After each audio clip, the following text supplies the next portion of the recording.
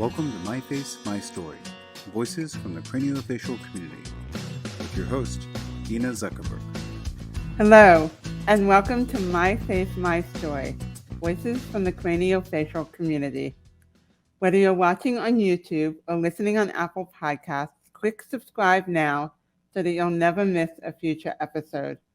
And if you're a fan of My Face, My Story, rate and review the program on Apple Podcasts so that we can get our message of inclusivity and empowerment to more people. I'm your host, Dina Zuckerberg, the Director of Family Programs at MyFace. I was born with a cleft lip, a hearing loss, and no vision in my left eye. My Face, My Story is about people like us being seen and heard, about sharing stories within the craniofacial community and with others. Today, I will be joined by Dr. Kathleen Bogert. Dr. Bogert is an associate professor of psychology. She is a social health psychologist specializing in disability, ableism, and rare disorders such as facial paralysis.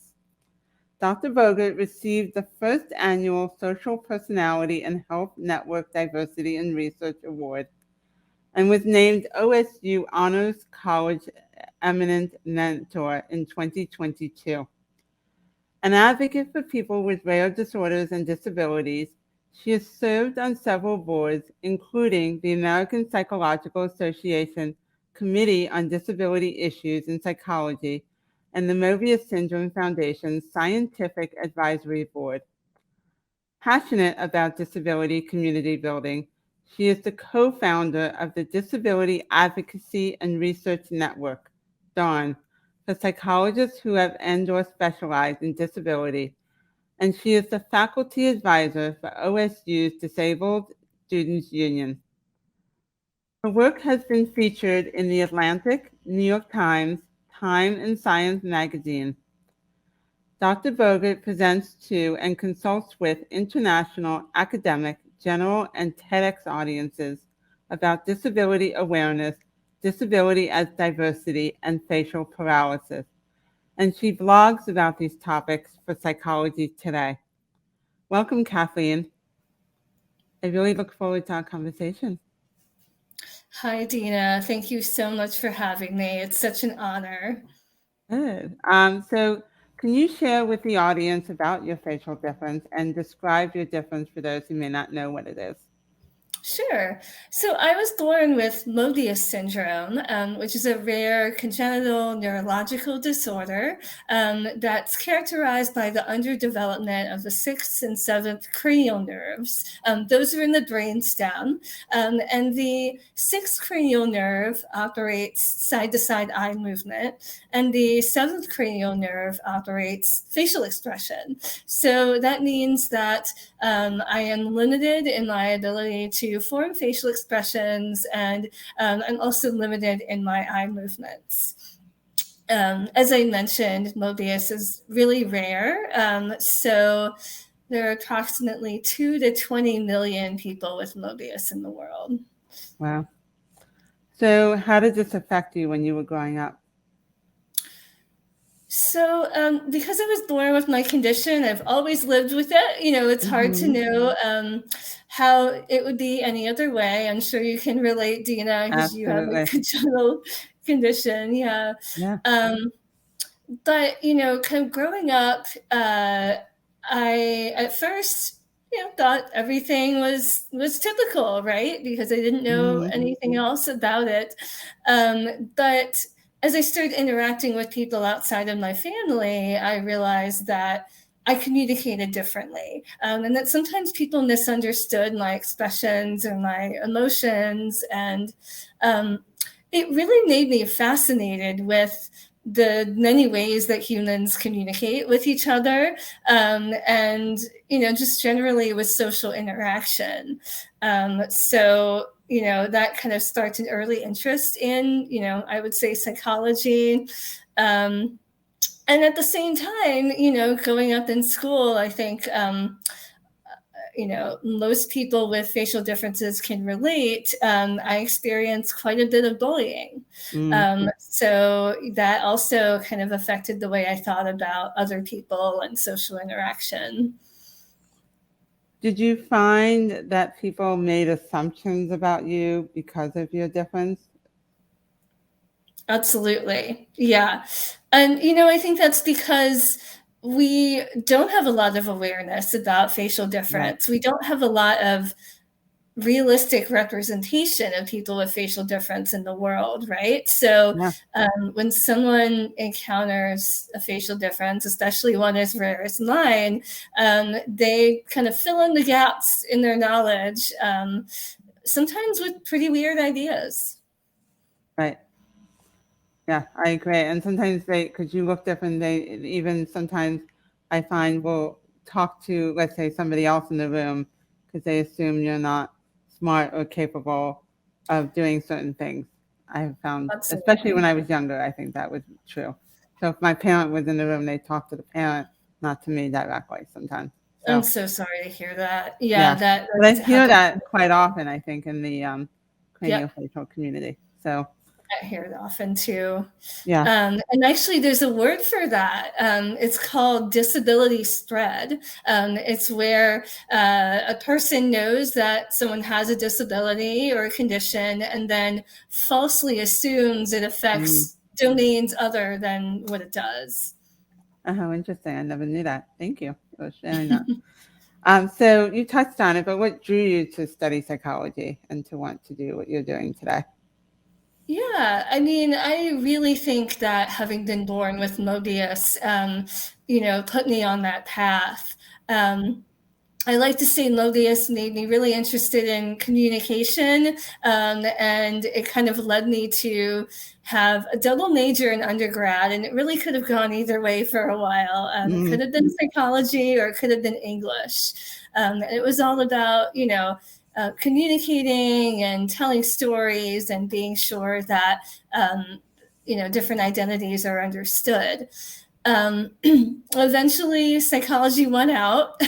And mm, kind of one of the reasons that it did was as I went through my undergrad, I started to realize that there is a real dearth, a real need for research on disability, facial difference, Mobius syndrome in general. And for some reason, instead of turning away and saying, oh, well, there's no precedent for this, I guess I'll just go find another path. The stubborn person inside me said, well, I think maybe I'm the person who can do this. At the time I was writing a term paper in undergrad, I thought, okay, I'll write a term paper on what psychology has to say about Mobius syndrome. mm. And I only found a couple of articles on it. And so, it meant, well, I don't have enough citations to write my term paper. So that was kind of a bummer. I will. Uh, Yeah. it also made me realize that, clearly there's not a lot of kind of motivation in the field to do that type of research. Mm-hmm. Um, but I knew that I had that motivation and that, expertise, lived experience, insight to provide. So that's kind of how I started on that path. Yeah, I like that. And I think it's so important to have this research, and we're going to talk about that in a little bit. So I listened to a talk you gave where you said there was a time in your life where you didn't see yourself as having a disability. You instead saw yourself as an ally to people with disabilities, but you didn't feel solidarity with them. And it's interesting how, well, I have a hearing loss and no vision in my left eye. I never really thought of myself as having a disability until more recently. Can you talk more about why that is and what caused that to change for you over time? Yeah, it's so interesting that we both resonate with that Yeah, experience, Dina. And you and I have had the opportunity to be on a couple of panels and yeah, talks over the past year. And gosh, yeah, we have a lot of those things in common. And I actually think that that's quite common in the facial difference world itself. hmm, Um, so, going back to my experience, I had this what I thought to be a very rare condition. Growing up, I never thought I would meet anyone else with Mobius syndrome, anyone else who was like me. And Mobius syndrome was always presented to me by like my parents and my doctors as this kind of very rarefied condition. And I never got language for kind of a broader understanding of where Mobius might fit in. Like I didn't have the term facial difference until my 20s, you know. So I always just thought it was just me, you know, and I didn't have a group that I could relate to. And I certainly was aware of the, you know, term disability, but also didn't necessarily think that I fit. And I think part of that reason is, well, stigma. You know, certainly disability is unfortunately mired in stigma. There's a lot of ableism in the world. And, you know, so it's scary to acknowledge that you might have a disability. Right. But I'll also say that kind of the way we think about disability in our culture is pretty limited and pretty stereotypical. Mm-hmm. I mean, think about like our symbol for disability, like on an accessible parking space or on a bathroom door, right? It's an image of someone who uses a wheelchair. I don't look like that, you know? So I think it was hard for me to see myself in that way. And so, yeah, I ended up having, you know, my early career, I spent a lot of time working with people with disabilities, but not making the connection that I was one of them until. Yeah. I so related when you talked about that, when I heard you talking about that, because I've been, like I said, I've been thinking a lot about it myself, and because I never necessarily thought of my differences as challenge. It's always what I always knew, and it's not until recently in my life that I realized, like I think I do in some ways have a disability. I mean, I know I do, but but anyway, it's I've been thinking a lot about that. So myself. So what was it like for you when you went to a Mobius Syndrome Foundation conference for the first time? Yeah, it was life-changing. We'll just, I mean, the very simple answer is it was life-changing. As I said, I never expected to meet other people with my rare condition. Thought I was, you know, basically the only one in the world. Right. My condition's so rare, I would never encounter someone like, you know, walking down the street in my town with it. But eventually in my, when I was 24, I had just been accepted into graduate school to start that journey that I was talking about, you know, to start building up some research about Mobius syndrome. And I thought, well, I better figure out how I can learn more about like this community and hear from other people. And so shortly thereafter, I showed up at the conference, and it was a wonderful experience. It was also a very overwhelming experience at first, because the Mobius Syndrome Foundation actually does this great job of having these very large conferences. You know, 300 people or so are there, probably 100 people with Mobius syndrome. And I walked down on the first day, headed towards the registration desk, and went from having met 0 people who looked like me to being in a room surrounded by people who looked like me. And so it was a lot to process, and there's a lot of diversity in our community too. So, you know, I learned a lot about kind of the different ways it can affect people. And then after having gone to that one conference, I've never missed a conference since. These people have become my community, become my family. And it's really an important part of both my personal identity and also, you know, informing the advocacy work and the research work that I do.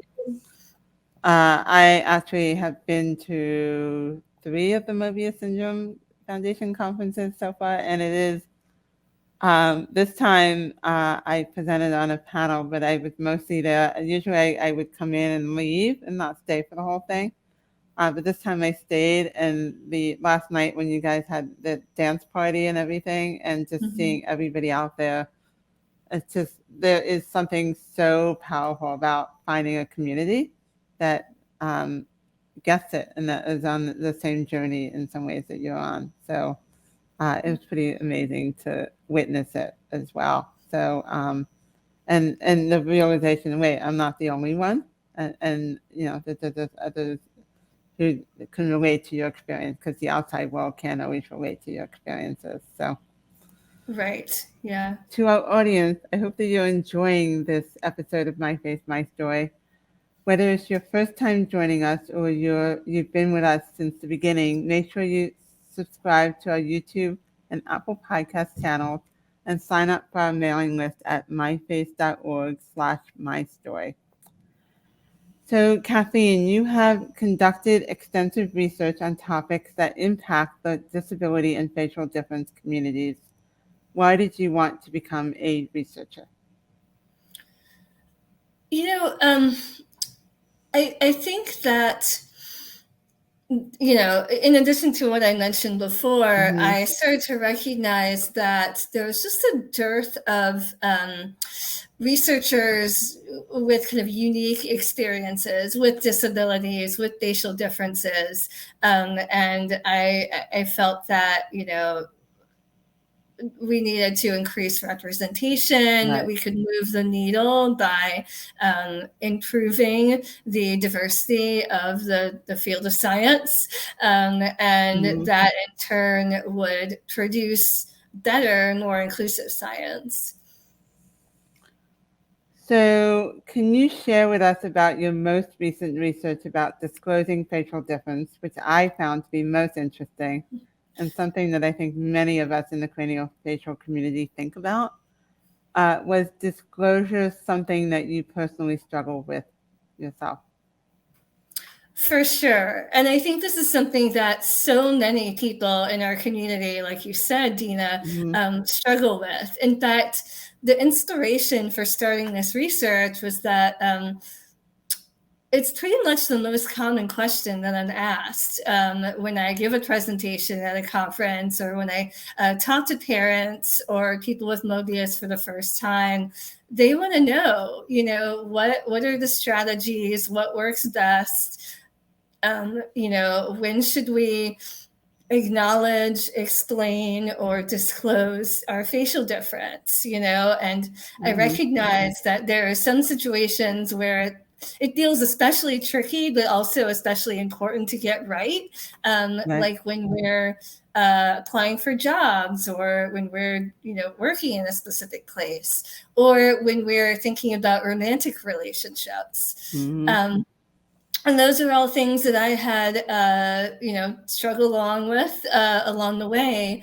I would say I, like many people, kind of did a trial and error approach, where, sometimes I would meet a new friend or a potential romantic partner and not say anything. That was my default. That's how I was growing up. That's how I was kind of raised to address it. And then as I got a little bit older, I thought, well, let me try out some different things to say, some different timings, and see what works. And so I had kind of tried a variety of approaches over the years, and knew that there were many other ways to do things as well. So I wanted to kind of hear from our community about what people's experiences were, what was working, what wasn't. And so that's what inspired me to do this work. And what were your findings? What did you discover in your research? Yeah. So I did a set of 2 studies. The first study was the set of 16 really in-depth interviews with people with a variety of types of facial differences. And we wanted to spend a lot of time with people talking about, times when they chose to explain versus times when they chose not to.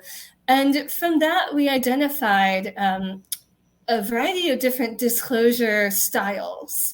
And so those styles actually kind of ranged from what we call compelled non-disclosure or compelled disclosure. So that means that people feel that they're being forced to either disclose or they're forced to not disclose.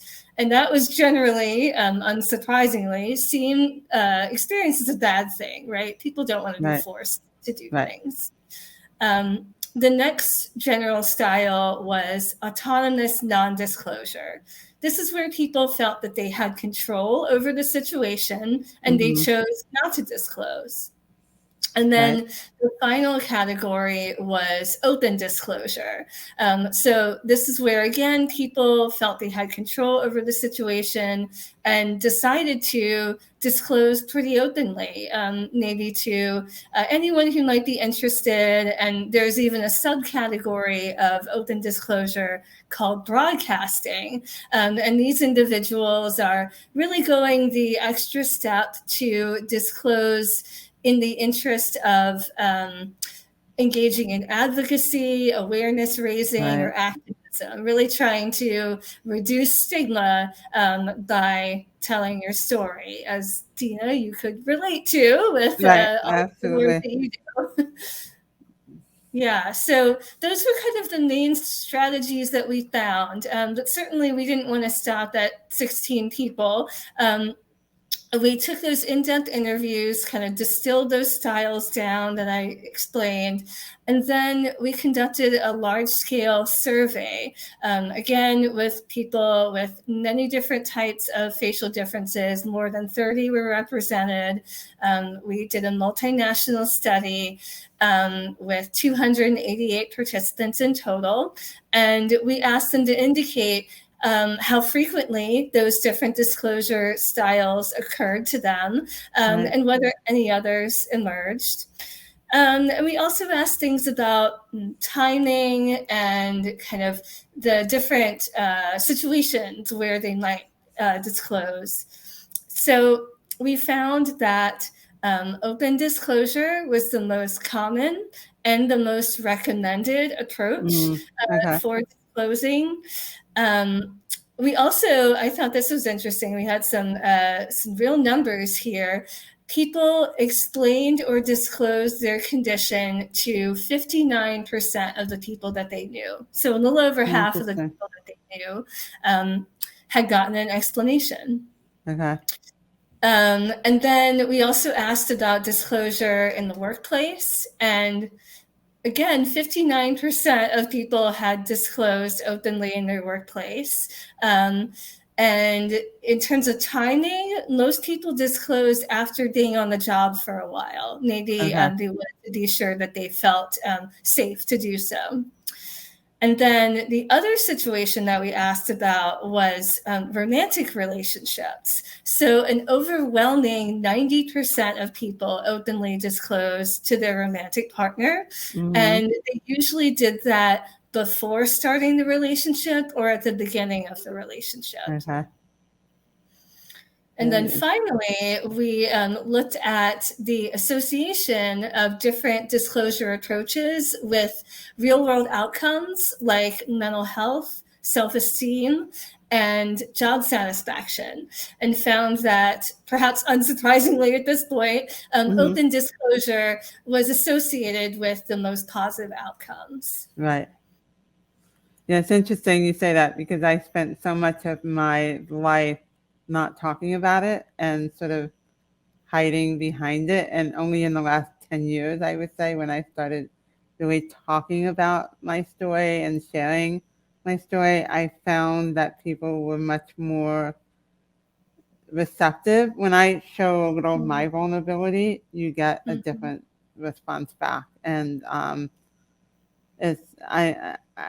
in hindsight, I'm glad that I've done that, because it makes it for a much richer conversation with people when you do that, when you share.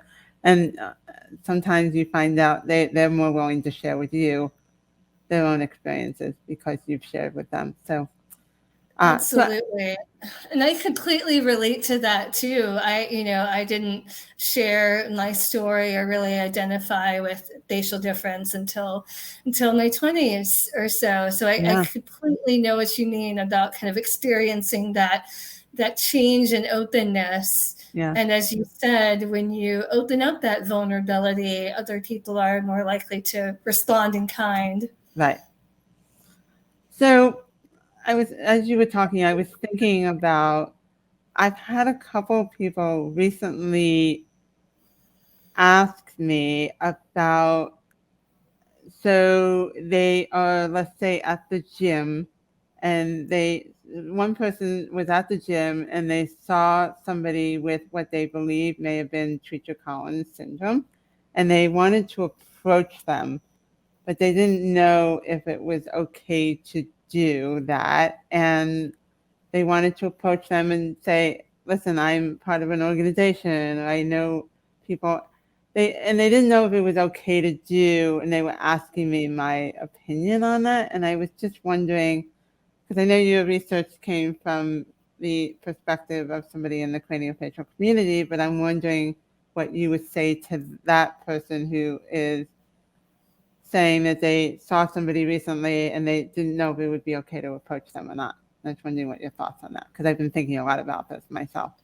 Yeah, I get that question occasionally too. It's a really good one, and I don't have like the perfect answer. There is no perfect answer. Right? Because, I mean, as you know, there are so many factors going on.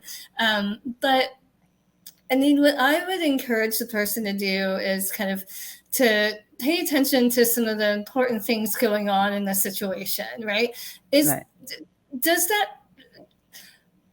Do you have an opportunity to interact with that person? Does that person seem like they are in a place where they would like to have a general conversation with you?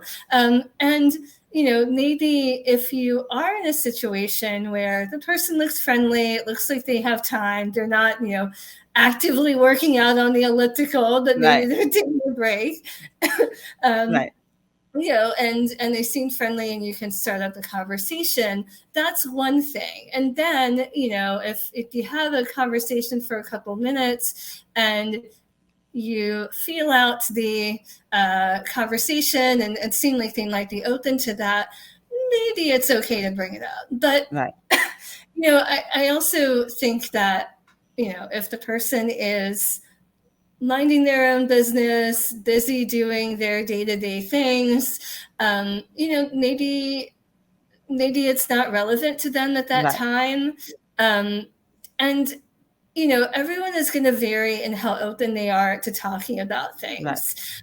So that's why I always recommend having a neutral conversation first, right? No one wants to be approached and immediately the first thing out of your mouth is, do you have, a condition, or what's wrong with your face, right? That old chestnut. So yeah, I think it needs to come from a place of finesse. I've actually had a situation where it happened to me, right? So I have a visible facial difference. And actually, I said earlier, I would never run into anyone else with a facial difference in my everyday life or with Mobius. It actually did happen about 7 years ago. And so I could look at this person and tell that they probably had Mobius. They could certainly look at me and see that I looked like them. But and I had a wealth of information that I would have loved to share with them, I'm involved with the Mobius Syndrome Foundation. There's all these resources. And so I thought about it for a while, and I was paying attention to how the person was responding. And every time I would, kind of almost work up the nerve to go up to them and start a conversation, I would notice that they were busy, or they were actively, I'm not sure if they were busy or if they were trying to look busy, right? But I was getting the clear impression that, that wasn't a conversation that they wanted to have that day. So I left it alone. Right.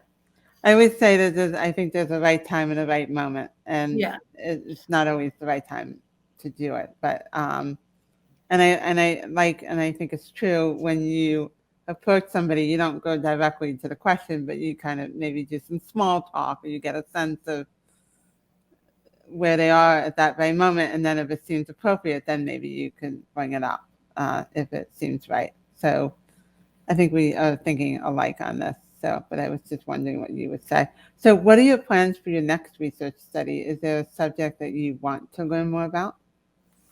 Yeah, well, I mean, the most fun thing to me about doing this sort of research is bringing it back to the community and having conversations like we are. You know, and Dina, we saw each other a couple weeks ago at the Mobius syndrome conference, and I presented this work. And again, it's such a cool experience because I get to hear the feedback from the community. And something that really became clear to me is that we need to expand this research to examine the experiences of teenagers and examine the experiences of parents, right? So teenagers are in that kind of, well, we've all been there, you know, it's right. A time of a lot of turmoil and, you know, finding your identity and kind of going through some of these times when you might feel you need to disclose for the first time, maybe without your parents, like going to a job interview. So we need to learn about, you know, the current generation of teens and what they're experiencing. And we also need to learn about kind of what parents are experiencing, because if you, like my parents, have a baby with a congenital facial difference, there are going to be a few years where that baby does not have the agency to speak for themselves and to make a decision about, you know, disclosure or not. And parents get asked pretty frequently, you know, questions about why their baby looks the way it does or acts the way it does, right? So parents need to have support in how to navigate those situations. And then they also need support in as their child gets a little bit older and starts to develop some agency, they need support in having those conversations with their child. Because as we found, for adults with facial differences, the best approach is for them to have autonomy, right? For them to feel in control. So we want parents to be able to instill autonomy in their children when it's appropriate to do so. So we want the children to be able to make the decisions about disclosure. Yeah. Also, I think what parents struggle with too is, what should my child, what are the words or the things that my child should say if there's somebody approaches them and ask about their difference, and giving them the verbiage to use. Sometimes it could be very simple, like I was born this way, or but I think parents think a lot about that too, and it's giving your child that in some ways that autonomy or that voice to be able to speak for themselves if they need to, whether it's in a school environment or with friends or even relatives. So yeah, exactly. You want them to feel like prepared and in control. And yeah, as you alluded to, Dina, there some common advice that I think is really good is for parents to help children kind of develop a line or two about what they might say in various situations. Absolutely. So what advice would you give for someone who wants to do research with the facial difference community and or advocate on its behalf? I would say, come on in, the water's fine. We need more people like us in this field. And that's why I developed DARN, my Disability Advocacy and Research Network. You know, as I alluded to when I was coming up in graduate school, I didn't have a lot of community of people like me, but along the way, I've found others and have been able to kind of develop this community, and it's growing. And I can see that actually a lot has changed in the last 15 years ago or so since I entered the field. There's a lot more representation, a lot more interest in these types of topics.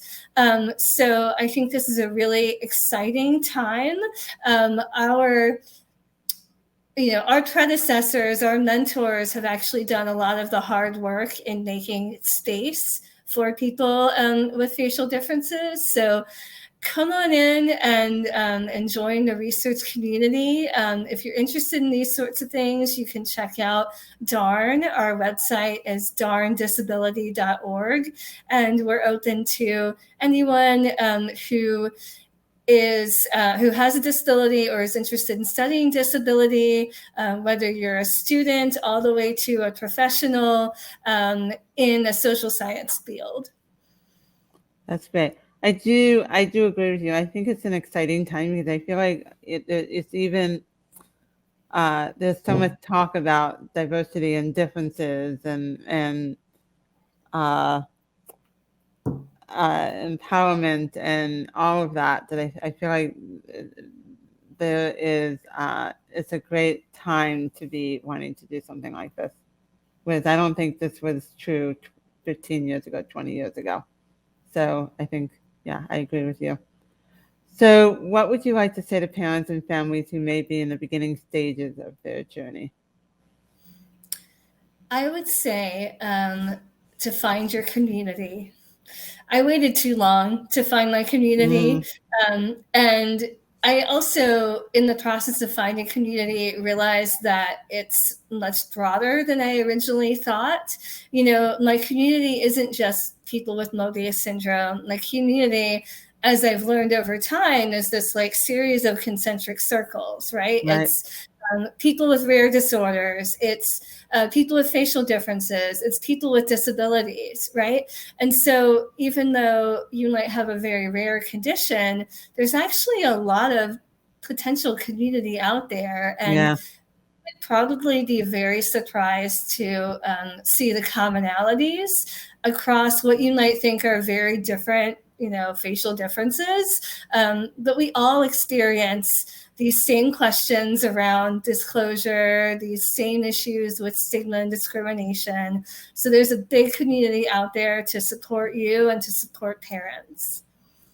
Yeah, it's interesting. I too found a community when I was in my early 20s, and I joined a group of teens and adults with facial differences, and it really changed my life. It was, and as I was that child that never talked about it, didn't want to, I wanted to quote unquote fit in, not stand out.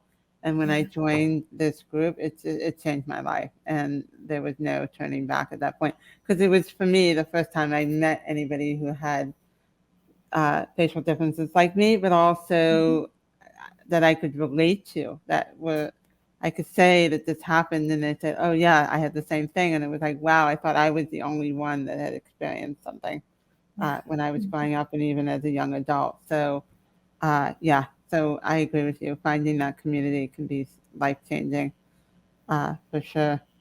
So knowing what you know now, what is one thing that you would tell your younger self? It gets better. And that really, goes right into what you and I were talking about before, Dina, about how, there's really been a lot of movement in terms of inclusion and accessibility and diversity. Right. And I think it also goes to, it's challenging when you're young and you don't have a lot of agency, right? But as we get older and have lessons learned and mature and are able to surround ourselves with good role models and community and mentors, life gets better. Yeah, I agree. Also, I feel like there's a certain point in your life where you don't care as much somehow. You develop your own who you are more as you get older. Totally. Yeah. So where can people find information about you, your research, and articles you have published? Yeah, well, maybe the best resource is my Psychology Today blog. It's called Disability is Diversity. And I write about many of the topics that we just discussed today. Whenever we publish research in a scientific journal, we also publish a more plain language version of it on Psychology Today. So things aren't living behind a paywall, mired in jargon. We want, actual people in the community to be able to read them and benefit from them. So like the research that I just talked about is summarized on that blog as well, if people want to dive into the details a bit more. That's great. Thank you. And I have really enjoyed talking with you today, Kathleen, and learning more about your research. And you've done so much to help increase awareness of facial differences through your work. And it's been such a pleasure to get to know you better over the last year. I feel like our paths have crossed a lot this past year. So thank you. Thank you, Dina. It's been lovely. Okay. So Kathleen is such an inspiration to me and everyone she meets. Everyone has a story, and I'm hopeful that by sharing stories like Kathleen's, we can create a kinder world. For more than 70 years, MyFace has been dedicated to changing the faces and transforming the lives of children and adults with facial differences by providing access to holistic, comprehensive care, education, resources, and support that pave the way for better outcomes. To learn more, please visit myface.org. If you would like to learn more about MyFace support groups so that you can connect with others in the craniofacial community, please visit myface.org/online-groups. Be sure to subscribe to My Face, My Story on your favorite podcast app and on YouTube to get notified of our next episode. If you'd like to receive email reminders of new episodes, sign up at myface.org/mystory.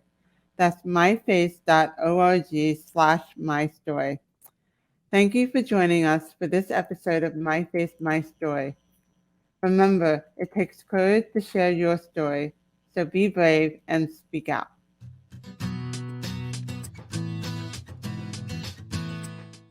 Hi, I'm Stephanie Paul, the Executive Director of MyFace. MyFace is a nonprofit organization dedicated to changing the faces and transforming the lives of children and adults with facial differences. We do this through various programs and events such as the Transforming Lives educational webinar series, Races for Faces, the Wonder Project, and the groundbreaking My Face, My Story conversational series. You can learn more about all of these on our website at myface.org. If you enjoyed today's program, we hope you'll consider making a donation to help keep programs like this possible, as well as to further the support of the craniofacial community. Thank you.